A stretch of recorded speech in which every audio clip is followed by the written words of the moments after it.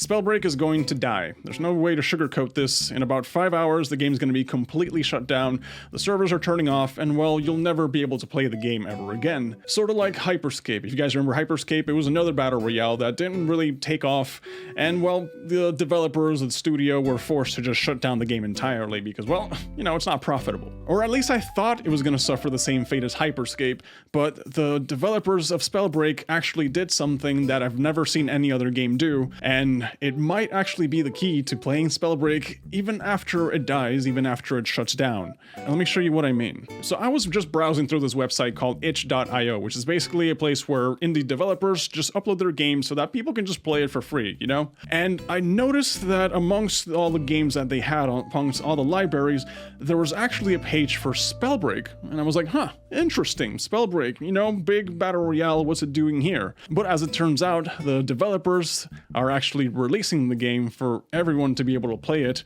even after the game dies. Highbreakers, like many of you, we were sad to see the development of Spellbreak come to a close. In order to help memorialize Spellbreak and allow players to continue to enjoy the HoloLens, we created a standalone version where players can host their own servers, play with their friends, and explore the game space at their own pace. So basically the people at Spellbreak were like, you know what, the game's dying anyway, here, take it, take all of it. Just take it all, don't worry. And instead of just having it die off with us and just be lost to time, just like with Hyperscape, by the way, you can never access Hyperscape ever again, they decided to just give it to you.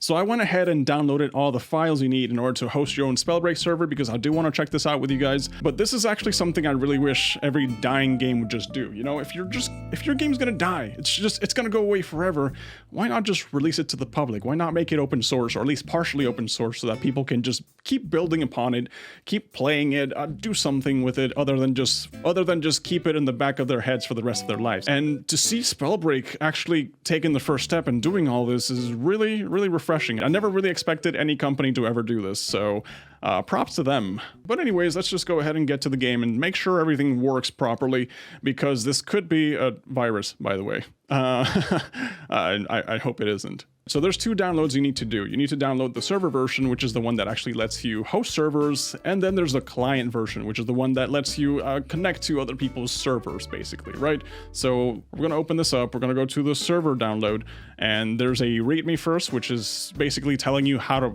boot up the game and how to host servers and all that stuff. Right, we'll do that, we're not gonna read all this. And then there's console commands, basically, right? So you're gonna have administrative powers over the game.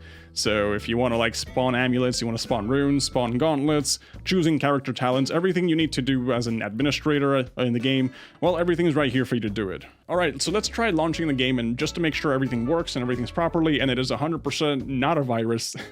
So we're gonna start off by disconnecting the LAN cable, just to make sure that we're not connecting to the actual servers that are still running. Alright, LAN cable disconnected. Hopefully that didn't mess the recording. That would really suck. Alright, so basically the first step you have to do is go to the community version server and just go to Prereqs, and you're going to launch Prereq Setup x64 if you have the 64-bit version of Windows, and if you have the 32-bit, which actually I don't know anyone who does, you launch that one instead, right? So blah blah blah blah blah blah blah, important stuff. You should probably read all this. I'm not going to. That's very irresponsible of me, but you know what? It is what it is. So after you get Unreal Engine 4 running, you go over to the community version client Windows folder, which apparently also has it right there. I didn't have to go to the server folder. And after that's running, you basically just hit Spellbreak, double click it, and it should launch the game. Should. Definitely not a virus. Not a virus? Oh, there's the game running. Cool. Version 4.2 point whatever. Okay, so we click start. Remember guys, oh, that's a cool loading screen. I don't think I've ever seen that. Right, so remember guys, we don't have LAN connected, so there's no internet, and this is the community edition. There we go. Thank you for playing and being a part of the wonderful and passionate community that allowed us to bring Spellbreak to life. Okay, so basically what we read on the itch.io page. Perfect. All right, so there's a server address. I don't know if that's personal or not, so I'm just gonna go ahead and blur that out. Right, so if we go to cosmetics, let's see, we go to outfit, and we should, holy crap. All right, sweet, sweet. We basically have every skin that's ever made. It's kind of cool, right? So I don't really ever have to pay for skins ever again when it comes to Spellbreak, because they just gave you everything for free, right? All these cool skins that you would see other people using and you not being able to ever use yourself, that's actually awesome, man. I didn't even know they had this many skins to begin with. But the thing I want to know is, can we go and launch a game though, right? Can we go and launch a game? So match type solo. Yeah, let's go for Battle Royale. Solo, right? And let's go ahead and press play. Oh, that skin looks awesome. That skin looks awesome. So you have Frostborn Tempest, basically everything from the regular Spellbreak. Let's go ahead and confirm here and connecting. Okay, let's get into the game. Let's get into the game and make sure it works. Let's make sure it works. Everything's running smoothly. Okay, waiting for players. Cool. All right, so this is it. We're actually in the game. We're actually playing Spellbreak offline by ourselves. That's actually awesome. That's actually really, really awesome. It's actually so nice that the developers actually managed to do this. So this is probably where you go and you read the handy dandy command sheet. So you know how to add bots, you know how to start the game. So let's say I actually want to start and get into a game. Let me go ahead and go to the console commands. All right, commands are issued by pressing the squiggly line key in the upper left of your keyboard and then typing the command and any optional parameters. All right, cool. So if we're waiting for players and we're actually here, we can just press this and just paste start infinite match, right? And that just goes ahead and starts the match. Awesome. So that actually just should make me get into the game and just will spawn wherever the hell I want, right? Spawn here. Cool. I wonder if it's gonna just like put bots automatically, or do I have to manually enter every single bot that I want into the game? But regardless, you still have the ability to just walk around, explore the map, enjoy all these beautiful things, you know? And I'm actually super surprised that it's just not something, like I said, that they haven't advertised anywhere. They haven't advertised it on their social media, not on the Play Spellbreak social media, or on the Proletariat social media, which is, you know, Proletariat is a gaming studio that actually works with Spellbreak. Okay, we got players? Yeah, well, we got bots. I'm assuming those are bots, those are not players, right? Because the LAN cable's disconnected, right? All right, so we got some gauntlets and we got some boots. As you guys can see, the game's running pretty nice, honestly. It's running pretty nice.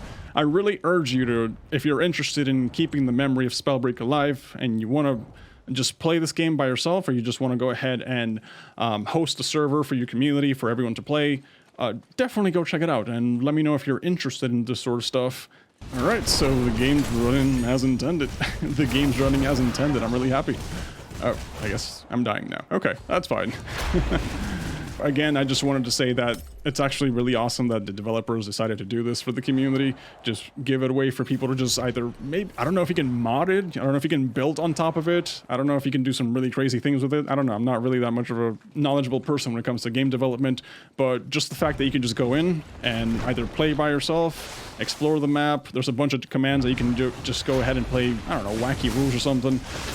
Or you can just want to revive the game by hosting your own servers. I don't know, everything about it just sounds amazing. So if you guys enjoyed this, and if you guys are fans of Spellbreak and you're sad that the game's shutting down, make sure you get this and make sure you enjoy keeping the memory of Spellbreak alive in one way or another. So hope you guys enjoyed, and I'll catch you guys on the next one.